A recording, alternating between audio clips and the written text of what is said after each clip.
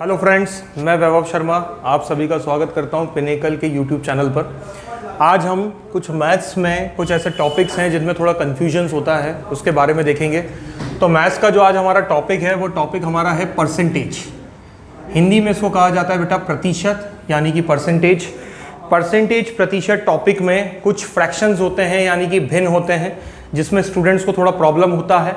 तो आज हम उसका कंसेप्ट देख लेते हैं। टॉपिक में बेटा आपको पहले ये पता होना चाहिए कि हम इस टॉपिक में किस तरीके से सम्स को इजी कर सकते हैं। तो वो हम कर सकते हैं फ्रैक्शन मेथड से, और फ्रैक्शन मेथड यानी कि भिन्न मेथड। तो इसको हम कैसे कैसे समझ सकते हैं, अब देखिए। पहले तो आपको ये पता होना चाहिए कि परसेंटेज जो है वो इस सिंबल से बताया जाता है। परसेंटेज में आपको ये पता होना चाहिए कि हम क्या नंबर कंसीडर करते हैं। तो मैं आपको बताऊं, परसेंटेज में हमेशा जो नंबर कंसीडर करता हूं वो हम करते हैं 100%। परसेंटेज का जो फुल नंबर है वो हम कितना कंसीडर करते हैं, 100%। तो 100% को हम परसेंटेज के अंदर मानते हैं कि ये कंप्लीट नंबर है। किसी किसी के मन से ये क्वेश्चन उठता है कि सर बचपन से हमारे क्लासेस में जो परसेंटेज बने वो आउट ऑफ 100% ही क्यों बने, हमारे जो परसेंटेज बने वो आउट ऑफ 200% क्यों नहीं बने, आउट ऑफ 300% क्यों नहीं बने। क्योंकि आप सबके जो परसेंटेज बने होंगे वो आउट ऑफ 100 ही बने होंगे, किसी के भी 101% नहीं बने होंगे और किसी के भी 0.01% नहीं बने होंगे। तो आपका जो परसेंटेज है वो जो भी बना होगा वो 0 से 100 के बीच में रहा होगा। 100% लेने का कारण ये है क्योंकि जब हम 100 को 100 लिखते हैं और परसेंट जब डिनोमिनेटर में आता है, परसेंट जब हटेगा तो डिनोमिनेटर में 100 आएगा, और जब ये कैंसिल होता है तो ये 1 देता है। इस 1 की वजह से हम 100% मानते हैं। क्यों? क्योंकि ये 1 एक ऐसा नंबर है कि आप इसमें किसी भी नंबर का मल्टीप्लाई करेंगे तो वो एज इट इज वही नंबर आपको दे देगा। आप 1 में 12 का मल्टीप्लाई करिए मतलब 12, 1 में 15 का मल्टीप्लाई करिए मतलब 15, 1 में 86 का मल्टीप्लाई करिए मतलब 86। अब अगर इसको अगर मैं 200% कंसीडर करता तो 200% मतलब 200/100 होता, तो वो नंबर क्या हो जाता, 2। अब 2 होता तो वो क्या करता, किसी भी नंबर को बदल देता, क्योंकि आप किसी भी नंबर का मल्टीप्लाई 2 में करोगे तो वो नंबर उसका जस्ट डबल हो जाएगा। आप 10 का मल्टीप्लाई करोगे वो 20 हो जाएगा, आप 15 का मल्टीप्लाई करोगे वो 30 हो जाएगा, आप 30 का मल्टीप्लाई करोगे वो 60 हो जाएगा। तो नंबर वही रहे, बदले ना, इसके लिए हम वैल्यू को हमेशा किस पे कंसीडर करते हैं, 100%। अब 100% पे अपन कंसीडर करते हैं तो इसके बेसिस पे हम ये मानते हैं कि दुनिया का कोई भी जो वैल्यू है, इस दुनिया में कोई भी जो वैल्यू है वो हर वैल्यू खुद में 100% है। अगर आपके हाथ में अभी 10 रुपए रखे हैं तो वो 10 रुपए खुद में 100% है। उस 10 में से अगर आपने 5 रुपए खर्च कर दिए मतलब आपने 50% खर्च कर दिया। अब वो जो 5 बचा है आप उसी को 100% मान लीजिए। आपके पास जो 5 रुपए बचे हैं वही 5 रुपए आपके 100% है। अब उसमें से अगर आपने 2.5 रुपए खर्च कर दिए तो आपने फिर से 50% खर्च कर दिए। अब आपके जो 2.5 रुपए बचे आप उसको 100% मान लीजिए। अब अगर आपने खर्च कर दिए तो उसमें से 100% से फिर लेस हो जाएगा। तो यहां पे ये रहता है कि हम किसी भी वैल्यू को 100% कंसीडर कर सकते हैं। तो इसी के हिसाब से हम जो फ्रैक्शन का जो टेबल हमारे लिए बनाते हैं कि जो फ्रैक्शन हमें जो इजी पड़े, तो उसके लिए हम क्या करते हैं, हम 1 को 100% कंसीडर कर लेते हैं कि 1 जो हमारा नंबर है ये खुद में कितना परसेंट है, 100% है। तो 1 अगर 100% कंसीडर है मतलब 1 को मैं 100 टाइम्स लेके जा रहा हूं परसेंटेज में, तो 1 को अगर मैं 100% मान रहा हूं तो 1 तो मेरा 100 ही है। इसको मैं 2 से डिवाइड करूंगा तो ये आपका 50% हो जाएगा। ये 1 आपका 100 है, जब मैं इसको 3 से डिवाइड करूंगा तो ये 33.33%, और अगर आप इसे फ्रैक्शन में लिखना चाहें तो 33 1/3% हो जाएगा। 1 आपका 100 है, जब मैं 4 से डिवाइड करूंगा तो बेटा ये 25% हो जाएगा। 1 आपका 100 है, जब मैं 5 से डिवाइड करूंगा तो ये 20% हो जाएगा। 1 आपका 100 है, मैं 6 से डिवाइड करूंगा तो ये 16.66 और 16 2/3% हो जाएगा। 1 आपका 100 है, मैं 7 से डिवाइड करूंगा तो ये 14 2/7% और 14.28% हो जाएगा। 1 आपका 100 है, मैं 8 से डिवाइड करूंगा ये 12.5% हो जाएगा। 1 आपका 100 है, मैं 9 से डिवाइड करूंगा ये 11 1/9% हो जाएगा। 1 आपका 100 है, मैं 10 से डिवाइड करूंगा ये 10% हो जाएगा। 1 आपका 100 है, मैं 11 से डिवाइड करूंगा ये 9 1/11% हो जाएगा। 1 आपका 100 है, मैं 12 से डिवाइड करूंगा 8 1/3% हो जाएगा। 100 है, 13 से डिवाइड करूंगा 7 9/13% हो जाएगा।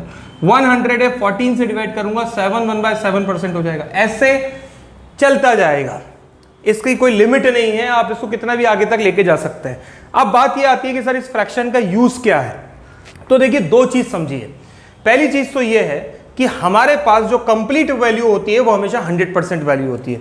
तो आप एक बात समझिए, इस टेबल के साथ, इस टेबल को जो मैंने आपके सामने लिखा है, अब इस टेबल के हिसाब से, जैसे मैं यहाँ पे इतना टेबल हटा देता हूँ, ये जो मैंने आपके सामने टेबल लिखा है, इस टेबल के हिसाब से मान के चलिए अगर मैं आपसे बोलता हूँ जैसे 35% कोई वैल्यू है, फिर मैंने बोला 45% कोई वैल्यू है, फिर मैंने बोला 55% कोई वैल्यू है, तो देखिए 35% को मैं क्या लिख सकता हूँ, 35% को बेटा मैं 35% हटेगा तो अपॉन में 100 लिख सकता हूँ।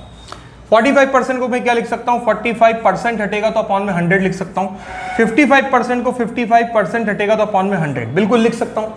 अब अभी तक हम कंप्लीट नंबर किसको मान रहे थे, 100 को, और हर बार आप देखेंगे तो जो 100 है वो डिनोमिनेटर में आ जाता है। ये कंप्लीट नंबर 100 माना और ये डिनोमिनेटर में आ गया, इसको 100 कंप्लीट माना, ये भी डिनोमिनेटर में आ गया, इसको 100 कंप्लीट माना, ये भी डिनोमिनेटर में आ गया। मतलब सिंपल सी बात ये है कि कंप्लीट नंबर हमेशा कहां आके बैठ जाएगा, डिनोमिनेटर में आके बैठ जाएगा। अब यहां पे क्या होता है, जैसे मान के चलिए एक है 71%, तो 71% को मैं 71/100 लिख सकता हूं। अब अगर वो नंबर 100 है तो वही कंप्लीट है, लेकिन क्या होता है कि मैथ्स में नंबर्स को छोटा कर दिया जाता है। अब ये 100 नंबर है, लेकिन ऊपर के नंबर से अगर ये कैंसिल आउट हो रहा है तो मैं इसी नंबर को क्या लिख सकता हूं, 7/20। अब जैसे ही मैं 7/20 लिखूंगा तो 100 की जगह ही 20 आया है, तो जो 100 कंप्लीट नंबर था उसकी जगह कंप्लीट नंबर क्या हो गया है, 20 हो गया है। मतलब डिनोमिनेटर में कंप्लीट नंबर आ गया है और वो कंप्लीट नंबर अब आपका क्या हो गया है, 20 हो गया है। आप यहां पे जब इसको कैंसिल करेंगे तो ये हो जाएगा 9/20। तो जो 100 कंप्लीट नंबर था वो अब कंप्लीट नंबर 20 में चेंज हो गया, क्योंकि कैंसिल आउट हो गया, नंबर छोटा हो गया। यहां पे कैंसिल आउट करेंगे तो आपका कंप्लीट नंबर हो जाएगा 11/20। यहां कैंसिल आउट होगा नहीं तो अभी भी कंप्लीट नंबर 100 ही रहेगा। तो मैं आपको यही समझाना चाह रहा हूं कि टेबल के अंदर जो डिनोमिनेटर्स वैल्यू होती हैं वो खुद की, जो डिनोमिनेटर्स वैल्यू होती है वो सब खुद में 100% होती हैं। मतलब ये 2 अगर डिनोमिनेटर में लिखा है तो ये खुद में कितना परसेंट है, 100%। क्यों? क्योंकि यहां पे 100 ही था, वो तो कैंसिल कर दिया तो 2 आ गया। ये 3 लिखा है तो ये भी खुद में कितना परसेंट है, 100%। ये 4 डिनोमिनेटर में लिखा है तो ये भी कितना परसेंट है, 100%। ये 5 लिखा है तो ये भी कितना परसेंट है, 100%। अब अगर ये सब नीचे 100% है तो ये 50% क्या है? तो बेटा देखो ध्यान से सुनो, अगर ये एक लाइन है और मैंने बोला ये पूरी एक लाइन 100% की है, और अगर मैंने इस लाइन से ऐसे क्रॉस कर दिया तो आप बोलोगे ना इसका ये पार्ट भी 50% हो गया, इसका ये पार्ट भी 50% हो गया, तो टोटल पार्ट कितने हो गए, 2 हो गए ना। 1 और 1 कितने हो गए, 2। लेकिन पर्टिकुलर 1 पार्ट, प्रत्येक एक पार्ट कितना परसेंट है, 50%। तो अगर मैं बोलूं कि 50% क्या है, तो 1 2 का कितना परसेंट है, 50%। 1 3 टोटल भाग थे, 3 टोटल पार्ट थे, उसका हमने एक भाग निकाला, तो 3 पर अगर एक भाग निकालोगे तो वो 33.33% बताएगा। 4 टोटल भाग है, 4 का अगर एक भाग निकालोगे तो एक भाग 25% को बताएगा। 5 टोटल भाग है, उसका एक भाग निकालोगे तो एक भाग 20% को बताएगा। तो ये जो ऊपर वाले परसेंटेज वैल्यू होते हैं बेटा, ये हमेशा ऊपर के नंबर को बताते हैं। जैसे ध्यान से सुनिए ये 35% है और 35% इक्वल्स टू 7/20 आया। इसका मतलब क्या है कि 7 जो है वो 20 का कितना परसेंट है, 35। यहां पे फॉर 9 जो है वो 20 का कितना परसेंट है, 45। 11 जो है वो 20 का कितना परसेंट है, 55। अब फ्रैक्शन में हम इसकी मदद कैसे लेते हैं, क्योंकि हमारे पास डायरेक्ट क्वेश्चन ऐसे आता है कि किसी वैल्यू को 35% इंक्रीज कर दीजिए या डिक्रीज कर दीजिए, किसी वैल्यू को 45% इंक्रीज या डिक्रीज कर दीजिए, किसी वैल्यू को 55% इंक्रीज या डिक्रीज कर दीजिए। तो उसके लिए आपको यह पता होना चाहिए कि वो वैल्यू है क्या, जो इंक्रीज और डिक्रीज हो रही है वो वैल्यू क्या है। तो उसके लिए आप हमेशा परसेंटेज वैल्यू को पहले फ्रैक्शन में कन्वर्ट करें। जैसे मुझसे बोला कि आप किसी वैल्यू को 35% एक बार इंक्रीज और डिक्रीज कर दीजिए, तो वैल्यू क्या है, तो 35% का फ्रैक्शन निकाला 7/20। कंप्लीट वैल्यू हमेशा कहां दिख जाएगी आपको, डिनोमिनेटर में, तो वो वैल्यू 20 है। अब अगर वो 35% इंक्रीज करने का बोलेगा, 35% इंक्रीज है, तो इंक्रीज है मतलब हम ऊपर और नीचे के नंबर को प्लस कर देंगे। क्यों? क्योंकि 20 का 35% ही तो 7 है। वो बोल, मैंने वैल्यू कितनी मान ली, 20, और इसका कितना परसेंट जोड़ना है, 35%। तो 20 का 35% क्या है, 7। तो इसलिए हम 20 और 7 जोड़ देंगे तो वो वैल्यू इंक्रीज होकर 27 हो जाएगी। और अगर मैं बोलूं 35% डिक्रीज कर दीजिए, तो 20 का 35% 7 है, तो 35% डिक्रीज किया, तो जब डिक्रीज का बोलेंगे तो नीचे और ऊपर के नंबर को -20 - 7 कितना हो जाएगा, 13। सेम इधर देखिए, यहां पे टोटल नंबर अब आपका क्या है, 20, ठीक है। इंक्रीज करना है तो 20 + 9 कितना हो जाएगा 29, डिक्रीज करना है 20 - 9 कितना हो जाएगा 11। यहां देखिए आपका टोटल नंबर जो है वो क्या है 100, इंक्रीज करना है 100 और 71 क्या हो जाएगा 171, डिक्रीज करना है 100 - 71 क्या हो जाएगा 29, ये आपका ये पार्ट हो जाएगा। यहां पे देखिए टोटल नंबर क्या है 20, इंक्रीज करना है 20 + 11 31, डिक्रीज करना है 20 - 11 कितना हो जाएगा आपका 9। तो ये एक प्रोसेस होती है फ्रैक्शन की, जिसमें हम कोई भी अगर हमें कंप्लीट नंबर नहीं पता है या ओरिजिनल नंबर नहीं पता है तो वो हम परसेंटेज को फ्रैक्शन में कन्वर्ट करके निकाल सकते हैं। अब आपसे इंक्रीज का बोला है तो आप ऊपर और नीचे के न्यूमरेटर और डिनोमिनेटर अंश और हर की वैल्यू को जोड़ दीजिएगा।